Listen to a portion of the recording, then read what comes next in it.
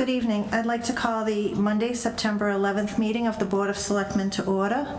First, I'd like to announce that this meeting is being recorded and ask if there's anyone in the audience who is also recording this meeting. Seeing none, could we rise for the Pledge of Allegiance, please? I pledge allegiance to the flag of the United States of America and to the republic for which it stands, one nation, under God, indivisible, with liberty and justice for all.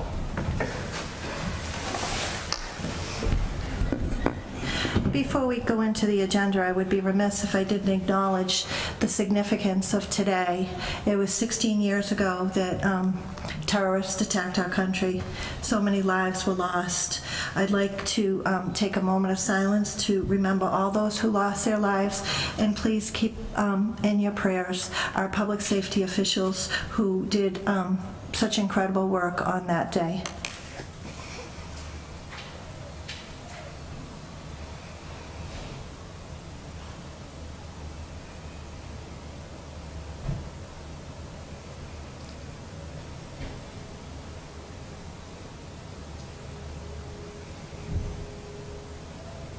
Thank you, and as they have asked, we shall never forget.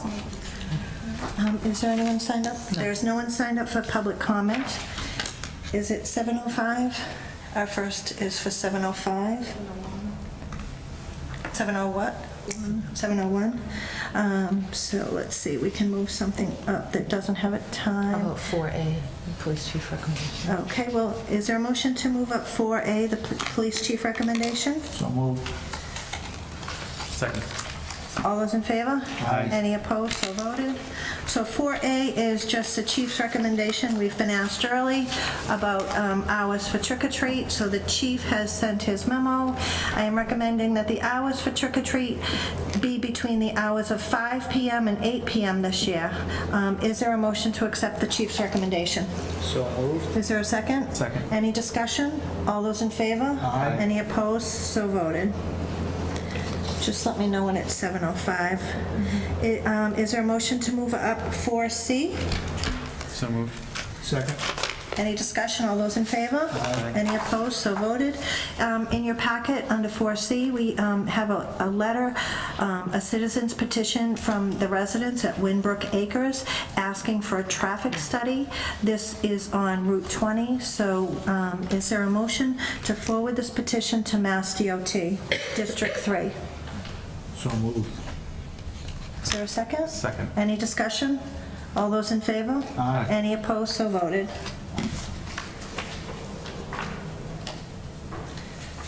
Also could we move up under communications 4B? Make a motion to move up 4B. Second. Any discussion? All those in favor? Aye. Any opposed? So voted. So in your packet, you have a letter from CMMPO looking for a representative on the board. I don't know if there's a selectman interested in serving on this. I believe they meet at 4 p.m.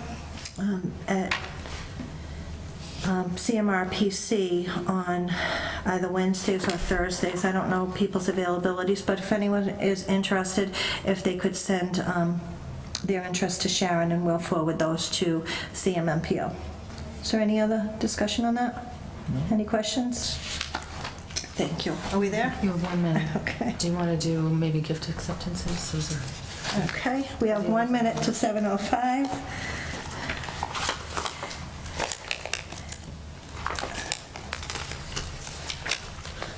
Is there a motion to move up item 5, gift acceptance? Hold on a second. Gift acceptance 5B, 1 and 2. Make a motion to move up item 5B, 1 and 2, please. Second the motion. All those in favor? Aye. Any opposed? So voted. So to the Auburn Fire Department gift account from Marlene and Sean Cronin, we have $10. From the Auburn Water District, we have $500. From Masterman's, we have $600. From John C. Thomas, we have $100. And from the Clara Barton School Teachers Fund, we have $25. Is there a motion? Motion to accept with gratitude. Is there a second? Second. Any discussion? All those in favor? Aye. Any opposed? So voted. And next to the DDIS Animal Control Account for the Kathleen Sabina Animal Compound in the amount of $100 from Doreen and Howie Goodrich in memory of Matt Jacobson. Make a motion to accept with gratitude. Is there a second? Second. All those in favor? Aye. Any opposed? So voted. If I may, I want to thank you very much for that on behalf of our son Matthew. It's much appreciated. You're welcome. And seeing that it is now 7:05, we have a hearing for Min LLC, transfer of license to Feng Restaurant Incorporated, doing business as Jasmine Asian Cuisine. Is there a motion to open the hearing? So moved. Is there a second? Second. All those in favor? Aye. Any opposed? The hearing is now open. Good evening. Good evening, everyone. One moment, please. I just wanted to, as you can see, there were only 3 members of the board tonight. We had 2 members unexpectedly become unavailable. So any action tonight of the board would require 3 votes per our charter. It's not the majority of who's here, it's a majority of, it's 3 votes. So do you wish to continue? Please. Okay. So please, if you could give your name for the record and just tell us why you're before us. Of course. Attorney Chris Coleman on behalf of the applicant. I have with me here tonight Jen Ving Zhu. She is going to be the proposed manager and the new owner of the restaurant. Location, it's Jasmine Asian Cuisine. I'm sure you may be familiar with its location on 711 Southbridge Street. Just a little background on the restaurant itself. It's got about 8,000 square feet, 198 seats, with an occupancy of 210. Nothing's going to be changing about anything here with the transfer of the license. It's the name is going to remain the same. Cuisine will remain the same. The layout, there'll be no changes to that.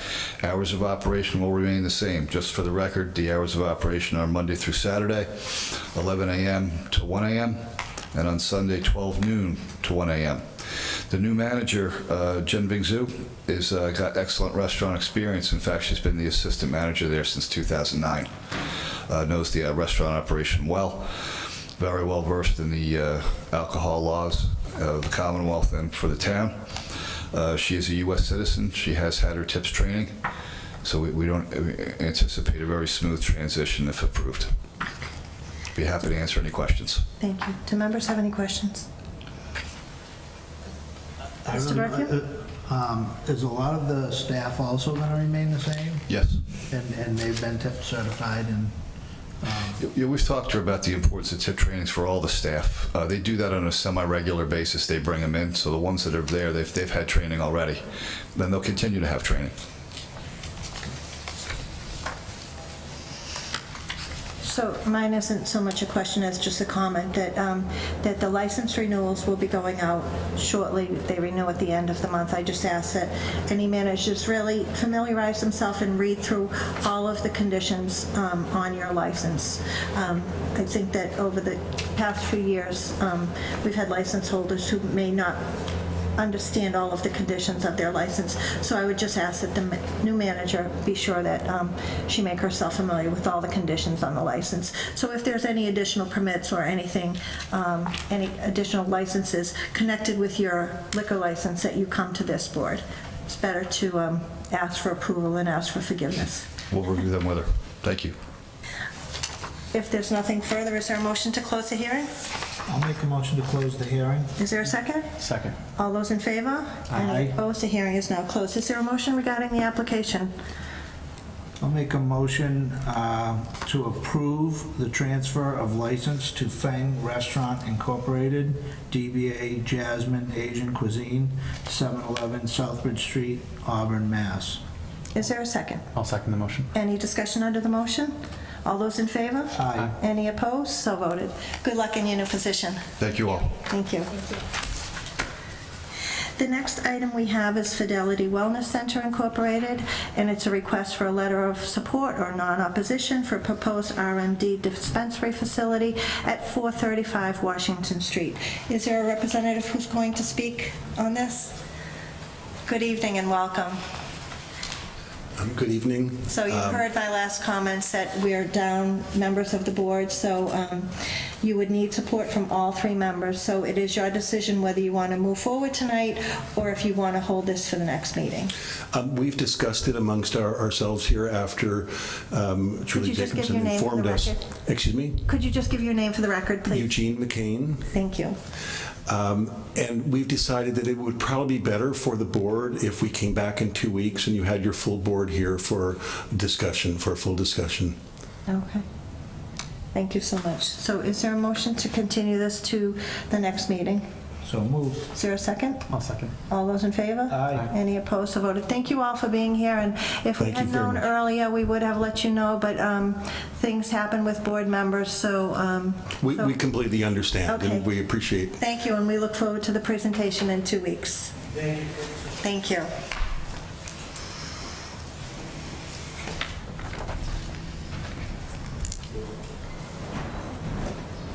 So the next item, going back to the agenda, is communications, and it is, let me move this, we're going to hold this.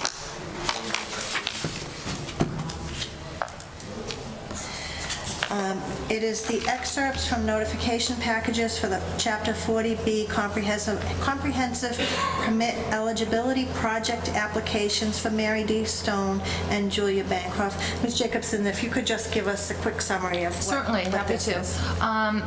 Through the chair to the members, there is a process that is followed when a developer seeks low-income housing tax credits under various state programs for the development of affordable housing.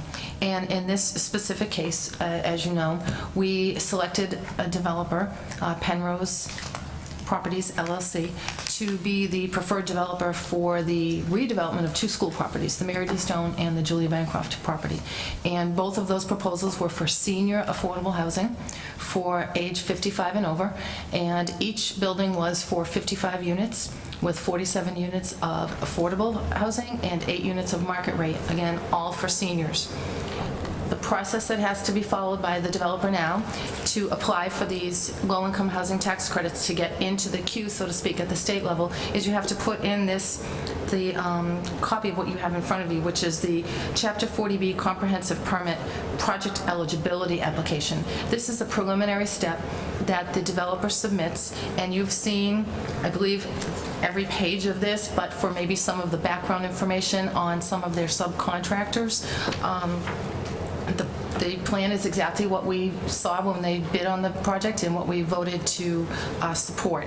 And this is just their first step. The state then comes out for a site visit. They're actually coming tomorrow to look at both buildings, and they do a walkthrough, and then they go through the application, the pre-application, and just determine if they're eligible to go on to the next step.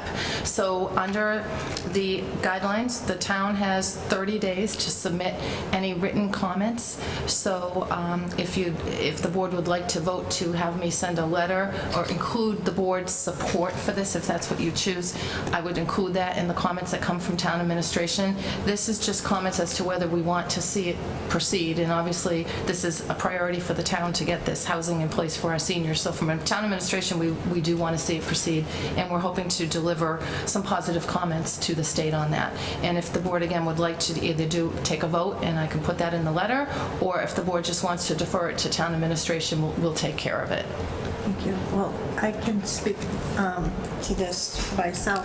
I think we supported it from the inception of the proposals, so I would like to see the town manager include the board's support in this. I don't know how members feel. Mr. La Liberty? I would just say that I agree. I think that we all really supported it, and think that it would be a benefit to the town to go forward. We all supported Penrose, so I would agree. Mr. Berthium? So should we make a motion? I'll Yes. make a motion that we, in support of this, and a letter should be included with the letter of support to Penrose for this. Is there a second? I'll second. Is there any discussion? Is that just? Yes, and through the chair, we much appreciate. Just also want to let you know, we did forward this information in this packet to the regulatory boards, the Conservation Commission, the Planning Board, and the ZBA. The ZBA probably wouldn't want to give, it's up to them, but they probably aren't going to want to give comments at this point because ultimately this process goes in front of them once the applications start going. But we appreciate it. Thank you. Okay. All those in favor? Aye. Any opposed? So voted. Thank you. The next item we have is under Board of Selectmen General Items. We have Auburn Convenience, common victualers license at 33 Savelle Ave. Is there a representative here? You can come up here. You wish to move forward? Okay. Have a seat. Oh, he just said he's coming soon. Good evening. So first, if you can just give your name for the record. Yep, my name is Michelle Parrott. Okay. Michelle, if you can tell us a little bit about why you're here tonight. Yep, looking to open up a health food store over at the old Auburn convenience store. Okay. Health food store. Awesome. Yep, it has a small food service area, so it'll be Okay. vegetarian, vegan. And as I don't know if members had the opportunity to look at their packet, but they were before DCG back in January and then addressed some issues and are now back before us. Mr. Berthium. I just looking, had looked through this before, and so I just want to get a good understanding. I know the last few people that have been in that store have run it more like a convenience store where they're, selling cigarettes, selling lottery, selling, your normal convenience store thing. So it's my understanding that that's not really what you're looking to do. You're looking more to sell prepared foods, or are you looking to sell prepared foods in addition to it being a convenience type store? Correct, there's a little food area, so we'll be doing some takeout food there. And in the regular part of the store, we'll have hopefully local goods from local farms and producers. So a little bit different from what they were used to. But not your typical like honey farm. No lottery, no cigarettes, no booze. Okay. Any questions? What do you consider local? How far out are you going, I guess? There's a couple of farms in Leicester that produce milk. There's a coffee maker, Dean's Beans, actually out of Worcester and Northborough. There's a lot of local people that just don't have a space to put that product in, and I'm hoping that's what I'm going to be able to provide. Excellent. If there's nothing further, is there a motion? First of all, I'll say, through the chair, being in walking distance to that, I'm glad to see something going in there. So I will make a motion to approve the license, provided that all applicable requirements of state and town and any of its departments, boards, and commissions have been fulfilled. Said license is subject to all conditions stated upon it. Failure to comply with any and all the conditions shall invalidate the license and render it null and void, and with the conditions of the DCG to be placed on the license. Is there a second? Second motion. So just under discussion at every master plan meeting, any development meeting, I speak up at everyone saying we need more small local business supporting local people, and I think it's really exciting that you're going to be supporting small business. So we look forward to visiting your new business. Is there any further discussion? All those in favor? Aye. Any opposed? Good luck with your new business. Thank you very It's much. unanimous. Thank you. The next item we have is, let's see, we did gift acceptance. We have no proclamations. We have the vote to transmit the proposed amendment to Town of Auburn zoning bylaws for digital billboards in the Regional Mall Overlay District in accordance with Mass General Law, Chapter 48, Section 5. Ms. Jacobson, did you want to speak to this? Absolutely. Thank you. Through the chair to the members of the board, before you this evening, you have a revised proposed bylaw amendment to the Regional Mall Overlay District. As you know, we had submitted an amendment, a proposed amendment to the board, and the board fully supported it several months ago. That went through the whole process. It did receive support from the planning board, it received support from the finance committee, it got to town meeting, and it was not approved at town meeting. And I believe because there were several concerns and issues that were raised by town meeting members, legitimate concerns and questions that we feel need to be answered. So following that meeting, internally we sat down and discussed it and felt that this is really a critical thing for the mall to have happen. Malls need to reinvent themselves. They need to ensure that they are financially viable. And while the mall is doing well as far as lease-ups, we all know that in this world of e-trade, that retail revenues cannot be relied upon in the future. And the mall is looking to generate additional revenues through an electronic billboard.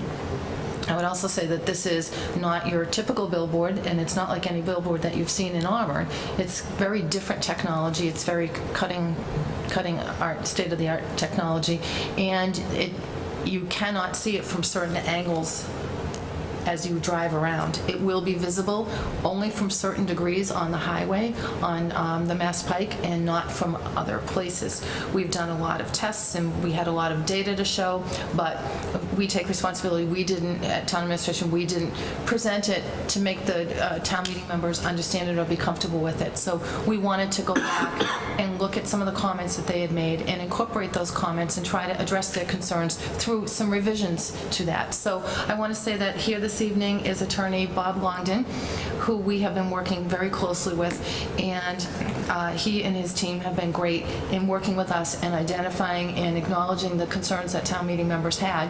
And what we have before you tonight is a revision of what we first put before you. And I just want to point out a couple of significant changes that I believe will make this. Is there a need?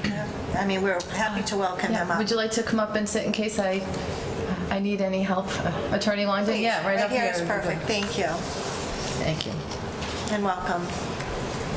So, and please jump into if I miss something, Attorney Longden. But there are significant changes I just want to bring to the board's attention and to the public's attention. Initially, we were proposing, the bylaw amendment proposed a 100-foot height on the billboard, and that has been reduced to 85 feet, which is the absolute minimum. It has to at least be 85 feet because it's got to get up above the grade so that you can see it from the Mass Pike. The intent of this, the audience, is the Mass Pike. It's not anywhere else. So that was a significant change, and we thank them for doing that because I know that took a lot. Thank you. To get that dropped to that. There is a new maintenance section in here. While we had explained that they would be maintaining the billboards in accordance with Mass General Law or Mass DOT regulations, we felt it was important to put it in writing so that people understood this isn't just something that we're verbally saying or that the company is verbally saying. This is something that they're committed to adhering to. So we did put that in. We did also talk to them. Some of the concerns of town meeting members were what types of advertisements would be up there. And, advertising, there's a lot of advertising out there.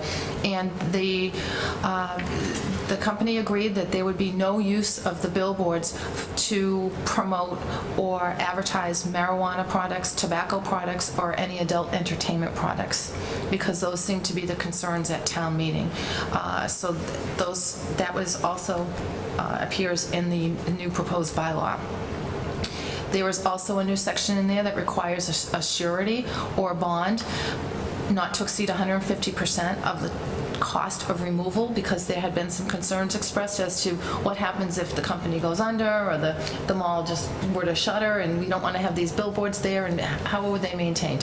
So we talked to them and they were very willing, and the language in here reflects that they will put up a surety or bond not to exceed 150% of what would be determined to be the cost to remove them. So we thought that was a really good piece. And lastly, I think this might be the last piece. Initially, they had proposed not placing these more than any less than 200 feet from the nearest residence, and that has been increased to 300 feet. Yes. So is there anything else, Attorney, that you want to mention? No, that's fine.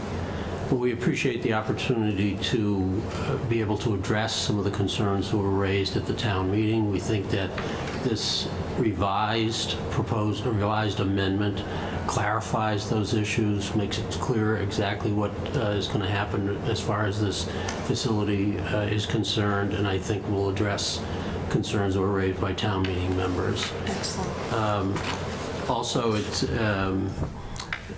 as was mentioned, there was also a component of this proposal that deals with involuntary donation that will be made to the town over a period of 20 years, total value of $1 million. The first 5 years of that donation would be accelerated to a one lump sum payment that would be paid to the town or donated to the town after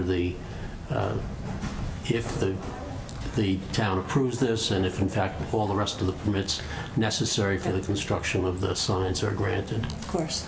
And if I may add also a couple of things to this.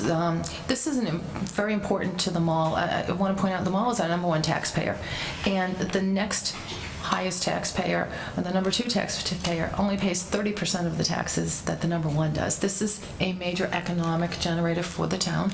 They're also a major employer. They're one of our larger employers. And in addition to that, when you value a property for assessment purposes and therefore for tax purposes, I think it's important to point out that we use the income approach to value method, which is a Department of Revenue requirement for things like this, which means that the more revenue the mall brings in, the more valuation the town can place on that property for tax purposes. So the town will benefit in additional taxes because of the increase to the value of the property because of the income coming in from these billboards. I also want to point out that we want town meeting members to feel comfortable and feel that they're able to ask questions and that they've had their questions answered and their concerns answered. So we will be holding a meeting on September 28th. It's a Thursday evening at 7 p.m. at the auditorium at the high school, and we will be inviting all town meeting members to come, and we're going to present to them these changes. And I believe we're also going to have a sample, and presumably a fairly large sample, maybe on a small trailer, that shows people physically what this billboard looks like. And it shows that from certain angles, you're not going to see glare, you're not going to see the ambient lighting and some of the other things that people were concerned about. It's a different technology. We don't have anything like that here, and it's not going to have any type of negative impact when it comes to environmental or aesthetic. Correct. So that will be there as well. And my understanding is members of the mall may be there as well to talk to this. Yes. Yes, representatives of the mall will be there to represent the mall. So we will hopefully be able to answer questions. We're doing it a month in advance of the town meeting to give town meeting members plenty of opportunity. We want them to feel, again, comfortable that we've heard their concerns, we've addressed them, we've incorporated them into this. Again, this is very important for the mall. They're an important part of our community, and it would have a major impact on the residential tax rate if down the road the mall were not there. And I'm not saying that it would not be there just because of this, but we've got to look at all ways to help the mall and to keep them viable. The other piece I would say is obviously $1 million donation to the town is significant. It would be our intent to work with the town and work through a process for the use of those dollars. And one of our recommendations would be to use it in the Drury Square area because the mall is located in Drury Square, and we're trying to encourage commerce in Drury Square. We have a great new Drury Square vision plan. We also have a master plan, and those areas have been identified as being good areas for commerce, but we need to do more to enhance the aesthetics of that area. So those funds could be used for economic development purposes, so they would go right back into the community. We could implement some of the strategies in the Drury Square plan. So it's a great opportunity for the town, but I want to say that the #1 priority is it's something that the mall really needs to help them stay viable, and that's critical for our #1 taxpayer. Great. So we will get information out to town meeting on that. The process right now is if the board does vote, I would respectfully request that you vote, take a position on supporting it, but at the very least to vote to send it to the planning board, because the whole process has to start all over again because there are significant changes. So we have to go through the whole Mass General Law process for the planning board to hear it and then get it on town meeting in the fall. But it would be nice if you so felt and you did support it to take that vote as well, because I do think that was helpful for town meeting to know that the board supported it. Thank you. Mr. Berthium. I will make a motion to transmit with support the draft zoning bylaw amendment to the planning board for review and public hearing. Is there a second? Is that the right, is that Yes. where we're going for? Yes. Yes, to transmit to the planning board for a public hearing through the traditional process. And he included with support. I heard that. Okay. And there was a second. I'll second. Any discussion under the motion? Mr. Berthium? Just, it's my understanding, and I just want to make sure that not only is that bringing revenue to the Auburn Mall, but it gives the opportunity for people that are traveling down the Mass Pike, that if we have restaurants or other retail facilities in town that want to advertise, it gives them such a great power to say, hey, you know, I'm looking for a hotel, I'm looking for a restaurant, you know, let's hop off of exit 10 and spend that money in Auburn. So that's one of my main reasons. I think it's great that we're helping the Auburn Mall generate income, but also I think it's very important to our little businesses as well, that everybody gets a chance to be recognized from the Mass Pike and hopefully jump off and spend their money here in Auburn. Thank you, Mr. Through the Berthium. chair, I should add, if I can, while you're talking about that the company will be donating 20 hours per side or 80 hours for total, because there are 4 sides, to the town on a monthly basis for use for town use, community use. So we could put things up there about our summer concert series, about the Independence Day event, about our recreation programs available for children. There's a community component to this, which is an enormous benefit. Not just for the businesses, but for the town to be able to do this. And they will also be donating an electronic sign to us, which we really need. We do have a couple in town, but there's always a struggle for what goes on them and who gets them and where they get placed. So to have another one will be an enormous help. And as Mr. Berthium said, it's up to them all to choose, you know, what goes up there, but it is open for any business other than the ones that we've discussed not putting on there to purchase advertising space. Thank you. So there's a motion to transmit the draft zoning bylaw with a letter of support from the board attached. All those in favor? Aye. Any opposed? It's unanimous. Thank you very Thank you much. so much for being here. Thank you. Thank you. Bye. Next, we have town manager items, and item 6A is the Fidelity Wellness Center that is being held for 2 weeks. So the next item we have is the Fire Rescue Department updates. Mrs. Jacobson. Through the chair, I want to bring the fire chief up, Chief Coleman, and he's going to give some updates, but before he does, I just want to make a note that the department did an outstanding job at the 100th anniversary dinner. Obviously, every member of the board was there for it, as well as Senator Moore and Representative Frost, and want to thank you for all the work you did and the committee that put this together. It was an outstanding event. It was really well attended. The presentations were wonderful. The recipients were well deserving of that, and it's just great to have the opportunity to acknowledge the work that your department does, because they're just outstanding. You just do a great job, and just to have the community see what you do. I see what you do, you know what you do, but to get the word out to the community, it was really a great event. So I want to thank you for all the work you put into it. I know a lot of time went into it. All of you put a lot of time into it. And Deputy Chief Johnson, too, did a great job on the presentation. He has a second career in marketing. Almost as good as you are. Almost. Almost. Don't tell him that. So I wanted to mention that. But I'd like to turn to the chief because he wanted to give you an update on some of their initiatives. Thank you very much, Mr. Jacobson, and thank you to the board. I want to talk about the 100-year in a little bit, but a couple of the members that are here tonight on one of the items are on duty, so I'm going to skip ahead of what I planned because I know what's going to happen in a couple of minutes. Back in April, I was here and made a presentation to the board on a new initiative that the department was undertaking, which was the establishment of an advanced life support motor unit. And I'm here and happy to report tonight that that unit is in service. The 3 members that I had named back in April to the unit, Captain Justin Brigham, Lieutenant Scott Henderson, and Firefighter Fran Hartnett. All three members attended the Northwestern University Public Safety motorcycle program. As I had mentioned on Saturday, it's billed as an 80-hour program. It was really closer to 100 hours. They had some days that were 13, 14-hour days on a motorcycle, and that didn't include their travel time.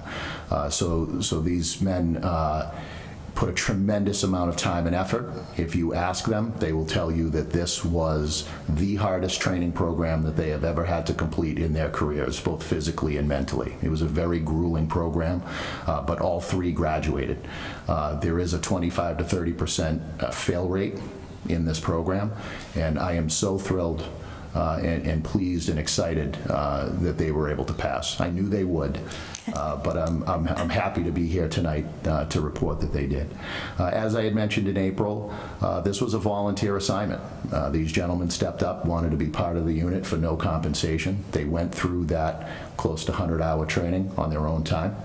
And they should be recognized and commended to that. So tonight I'm here to formally introduce the members of the motor unit who are now certified in that capacity.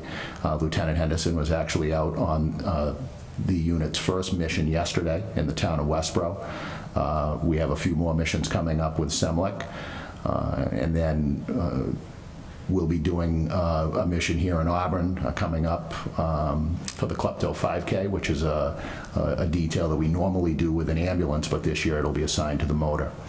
So I'd like to formally... Chief, if you can ask Sure. just to go up to the podium so Sure. that people at home can Sure, see if the them. three of you could just go up to the podium. They may want to say something. That's Hello. highly unlikely, but I will certainly offer. The three gentlemen who are very, very shy and Captain Brigham? yeah, humble. Maybe humble's the word. But I would like to introduce Captain Justin Brigham in the middle, Firefighter Fran Hartnett, and Lieutenant Scott Henderson. They are the three members on the Advanced Life Support Motor Unit. So I just wanted to formally present them to the board this evening and give you the opportunity to meet them. And anything you wanted to say? Thank you. Captain, did you want to say something? I guess if I have to. We're all excited about the unit. It seems like it's been very well received. We have an opportunity to interact with other agencies, both EMS and fire, as well as police agencies. It's something it's a buzz, here in central Massachusetts. A lot of departments are talking about it. They're excited about it. They think it's a great idea. We'd like to thank the Auburn police officers that are in the motor unit. They've been very accepting. They're very, very helpful. Lieutenant Lemon and Patrolman Keith Chipman have helped us, got us through the program, and they've been very helpful. Along with Lieutenant Henderson have been out this weekend, met other officers from the motor unit, and very well received. We can't even thank them enough for what they've done for us. So we're excited about it. We're excited about the missions coming up in the next month or so. So it's been great. We really appreciate the opportunity. Good. Thank you. So I just want to congratulate all of you. I know it's, as it was said, such a rigorous and challenging program to complete, and you continue to make Auburn proud. So congratulations. Mr. Berthium. I'd just like to say thank you for your time and donated time, your own time to go and do that. And I'm sure you guys are going to do a great job, and stay safe out there. Thank you again for donating your time. I think Lionel just said everything that I was thinking anyway, but thank you for everything, and congratulations on graduating, and congratulations on the department's 100 years. And Chief, if I can just add, Sure. I'm so glad that you've had the opportunity through these meetings and through social media and through these gentlemen to explain the program, because when we first talked about it, as you know, there was some concerns. Why does Auburn need a motorcycle to answer a fire call? And so I just congratulate you on your professionalism in getting accurate, positive information out there, which in turn, the entire community you can never say entire, but a good percentage of the community has just been so receptive to this program, and I'm glad that we were able to do it. Absolutely, and thank you. And I also just want to point out that Lieutenant Henderson graduated at the top of the class and was actually invited by the university to come back to take the instructor program at a future date. So he excelled at a level in this program to the point where it's recognized by the staff and has an instructor invite at a later date. Wow, so I'm very proud of congratulations. his efforts in that. So.